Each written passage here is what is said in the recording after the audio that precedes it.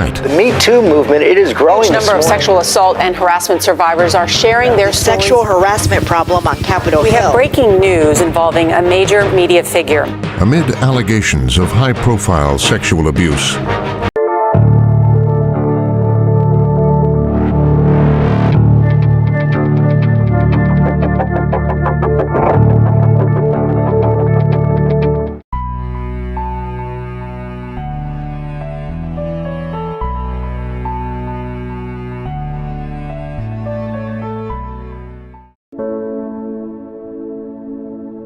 I hope you learned something from today's discussion. God bless everyone.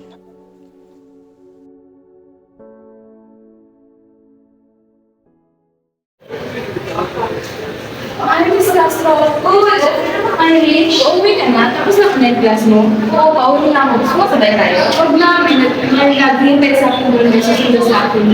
Sige. Ingat na. May mauna na ako.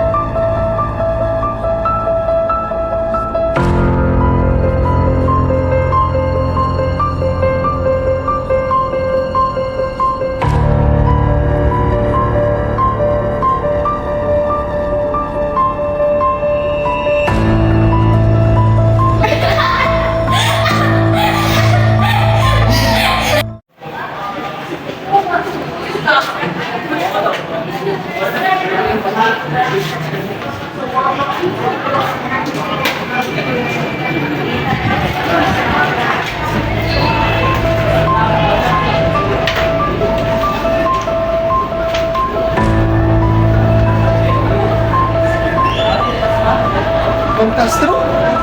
Di ba ito yung pakamatay?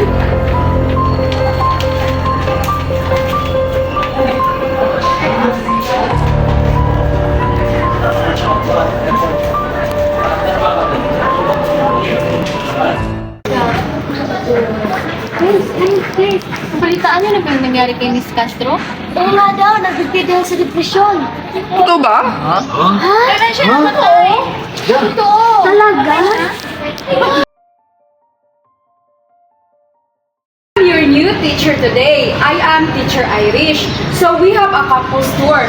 And class, please be attentive, okay? Yes, ma'am. Okay, let's go.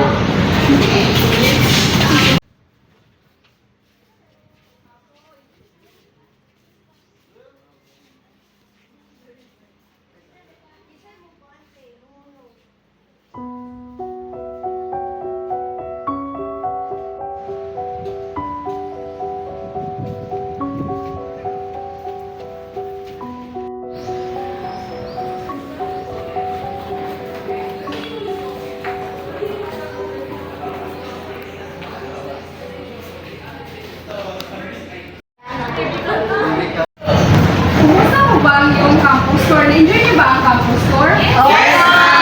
Namangha ba kayo sa ating campus tour? Excuse me, ma'am. Pwede ko ba magtanong? Yes, miss.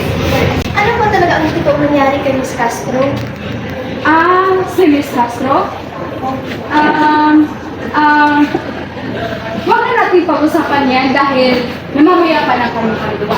So mabuti pa ngayon ay sisimulan na natin ang ating talakayan.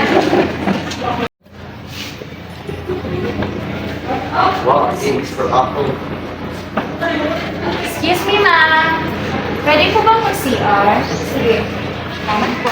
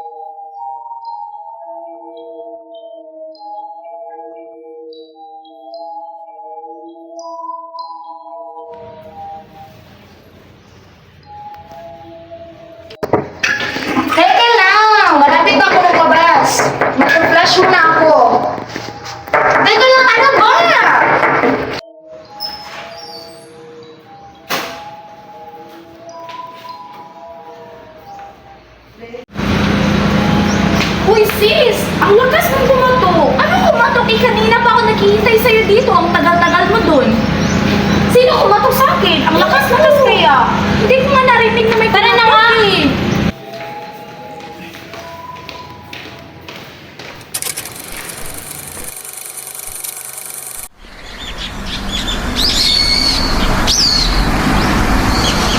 Magandang araw, class. So, meron kayong bagong kaklase at magpapakilala siya ngayon dito sa harap.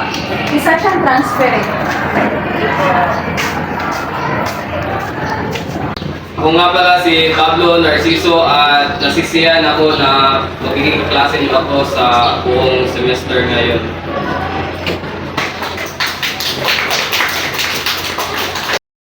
So ngayon, meron tayong gagawing activity sa labas ng classroom. So, sa isang pangkat, magkaroon ng 3 miyembro. Kung sila yung pangkat na makaunang makakita ng hidden objects, ay sila ang mabibigyan ng prize. Maliwanag ba? Yes!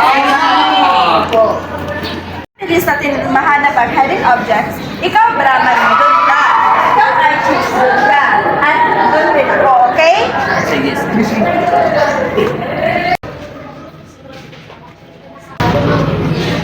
Uy, Shaina, bakit nakadayo ka lang dyan? Shaina,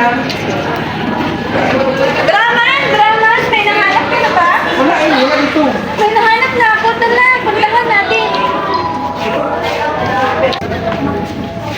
Halika na. Shaina, ikaw yan kanina? Ha? Anong ako? Naghanap ako ng objects doon. Gusto mo ikaw yun? Hindi. Sa bagay, Halika na.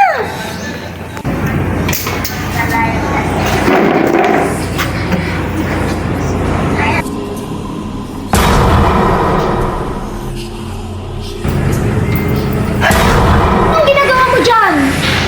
Tapos ka na ba kumain? Oo.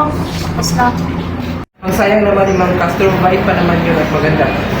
Oo nga bro, alam mo ba nung hindi sana na namatay si ma'am, siya sana ang ating advisor ngayon, hindi sana yung masungit na new teacher. Tama, mas masaya sana pag buhay pa siya, no? Kumpara doon sa teacher natin ngayon, laging stricto. Tingnan mo yung picture niya. Laging positibo. Oo, rinig ko rin na mabait siya. Ano bang dahilan ng kamatayan niya? Balita ko, depression at anxiety daw. Baka dahil sa pandemic, maraming nagka-depression nun. Or siguro, pwede din na nagka-problema sa pamilya niya. Ah.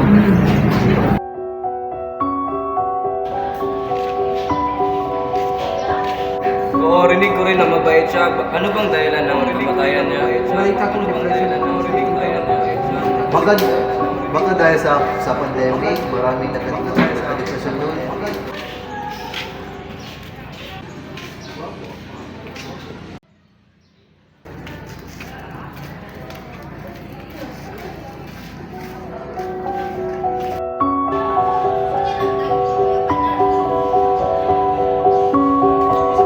Tara, lumabas na tayo.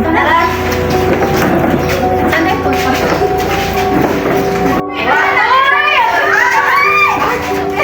Sorry, guys.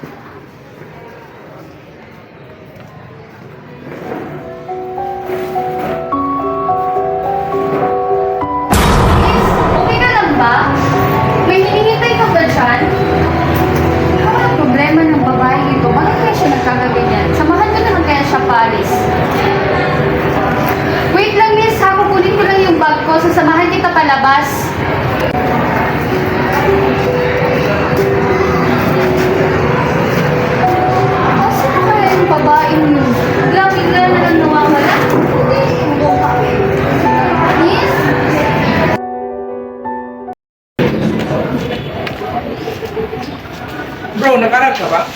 Nag-aaral. Para saan? May long exam daw tayo ngayon sa isang subject. Talaga ba? Oo. Mamaya na lang ako mag-aral. Punta muna ako sa CR. Sige.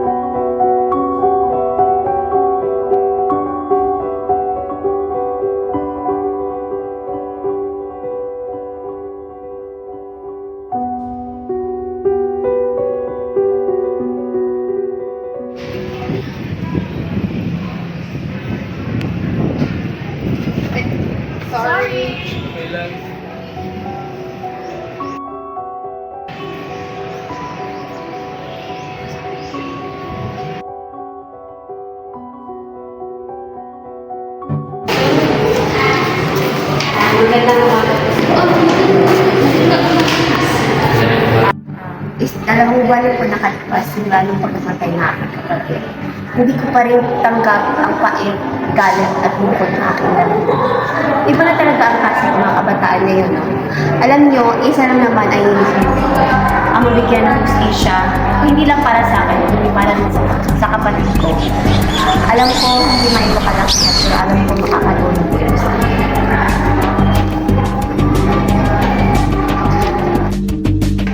Basta sa informasyon na binigay niyo po sa amin, pwede po magtanong kung saan po nagtuturo si Ma'am Kat? Sa Negros Oriental State University po siya. Ilang po taon si Ma'am Kat? 28 taon na po siya. Siya lang ba nag-iisa kapag lumalakad o umuwi sa kanyang bahay, sa inyong bahay? Minsan, siya lang talaga isa ang umuwi galing sa eskwela. Sa gabing pag nangyayari ito, siya lang ba mag-isa umuwi? Yes po. Anong oras po ba na mamalayan niyo na hindi na umuwi si Ma'am Kat? Kadalasan po kasi 7:30 na siya lumalabas ng eskwelahan. Pero namalayan namin mga alas 10 na ng gabi po siya. Since meron na kaming contact number sa iyo, tatawagin lang namin kayo kapag may katanungan kami sa kaso ng kapatid mo. Since yun lang at maraming salamat sa informasyon. Maraming salamat. Maraming salamat. Huwag po kayong mag-alala. Siguraduhin ko namin na mahuli ang sasabing. Bakit kaya hindi na pumapasok si Narciso yung transferin natin? Kaya nga, pero speaking of him, narinig ko tungkol sa kanya. Ano daw? Narinig ko na nakita ko siya sa previous ko na dahil nagawa siya. Pero pansin mo ba, napaka-misteryoso ng tao. Laging nasa likod at wala mo siya nakikita. Oo nga, pansin ko. Bakit ka? Uy, guy, yung panyo yun, nakita na din kami. Di ba kayo magiging yun? Oo nga, tayo baka nag-a-assume lang tayo kasi pareha ng ulan. Ano ibig mong sabihin? Yung panyo na yun, magkatulad sila ng bango nung kay Juanita. Oo nga, no?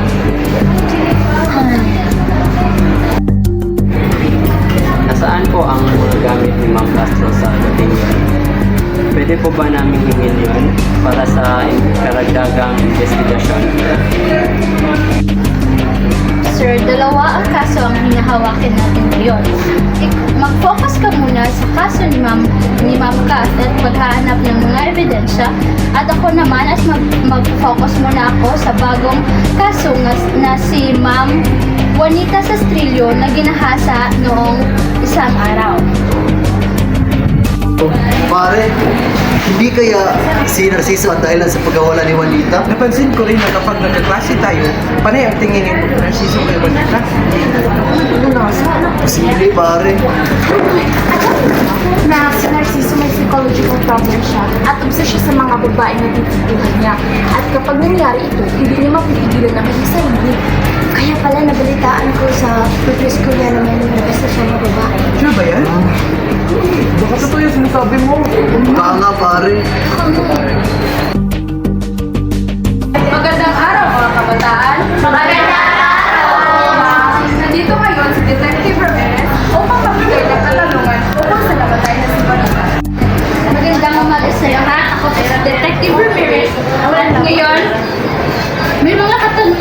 tungkol sa kaso ni Miss Juanita. Nais ko pong malaman kung sino ang huling kasama ni Miss Juanita bago siya namatay. Ma'am, ako po yung huling kasama ni Juanita. Pagkatapos ng klase ay pumunta kami sa gate at doon pa lang sa gate ay nagkahiwalay kami. Paggalingon ko pabalik ay may nakita kong may kausap si Juanita. Sa tingin ko yun si Narciso kasi kamukha ni Narciso yung lalaki. Wait, ma'am, may napansin din ako kay Narciso noong nagdaang araw. Ano po yun ang napansin niyo? Ma'am, nagkabanggaan kami ni Narciso at nakita ko pa yung galing sa lupa niya. At napansin rin po namin na ang panyo na yun ay may gold chain. At yun yung nakita namin kahapon nung nahulog ni Narciso yung ano. At katulad ng kilalang amoy, kaya sure kami nakawalita yun. Maraming pong salamat sa inyong binigay na impormasyon. Malaking tulong po ito upang makamit ang hustisya ni Ma'am Juanita. Maraming salamat po. Nakuha ko na yung bagong mga gamit mga Castro at ito yung resulta sa fingerprint at may isang fingerprint at yung bag ni Mang Castro may dugo, so posibleng direct siya bago nagpakamatay. At sa kaso po ni Ma'am Juanita, ito po ang kanyang impormasyon at ebidensya upang makamit ang hustisya. Huwag ka mag-alala ako yung malapit na rin natin yung kamit ng konting tiis na lang.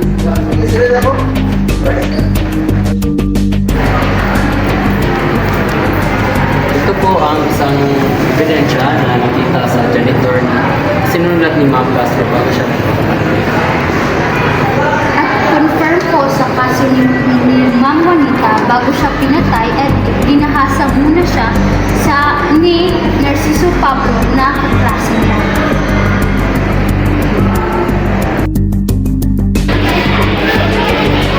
Pamulas sa ilang araw kong paghahanap kay Narciso.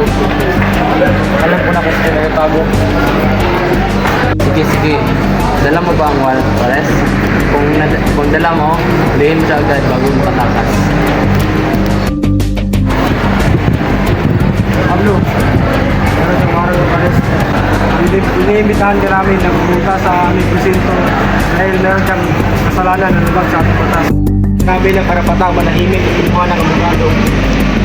Alam kong dadating ang araw na ito. Kaya wag na. Ako isusuko na.